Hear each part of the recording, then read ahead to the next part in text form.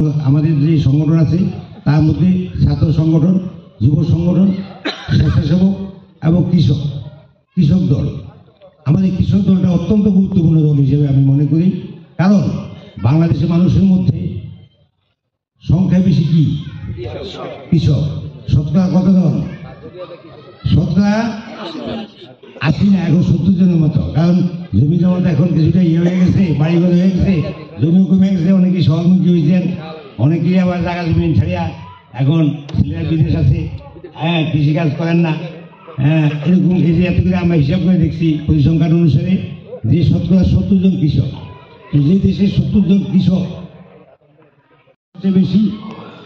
সবচেয়ে বেশি আমরা এই জন্য কৃষক দলের মাধ্যমে আমরা আমাদের আবহাওয়ার বৃদ্ধ পরীক্ষা কৃষক শ্রমিক জনতাকে ঐক্যবদ্ধ করার জন্য আমরা কৃষক দলকে এগিয়ে নিয়ে যাচ্ছি।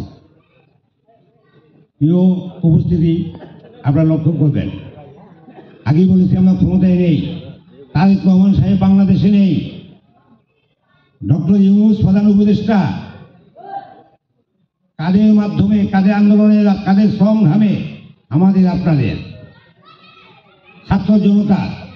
জনতা কারা? আপনারা। ছাত্র কাদের?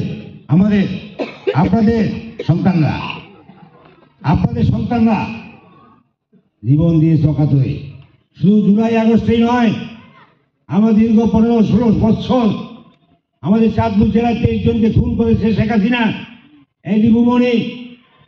সেই রক্ত আর জুলাই আগস্টের রক্ত এক রক্ত, বিচ্ছিন্ন করার কোনো সুযোগ নাই।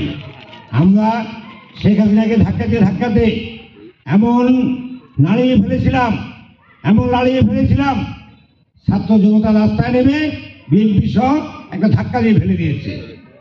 যদি আমরা না নাড়াইতাম 15-17 বছর, তাহলে কি শেখ হাসিনাকে ধাক্কা দিয়ে ভালো যাইতো? তাহলে অবদানটা বিএনপির সবচেয়ে বেশি অবদান বিএনপির। কারণ বিএনপির ধাক্কা, শেখ হাসিনার যখন যৌবন, শেখ হাসিনা যখন শক্তিশালী, তখনকার বিএনপির একটি ধাক্কায় শেখ হাসিনা কেঁপে গেছে এবং নড়ে চড়ে বসতে হয়েছে।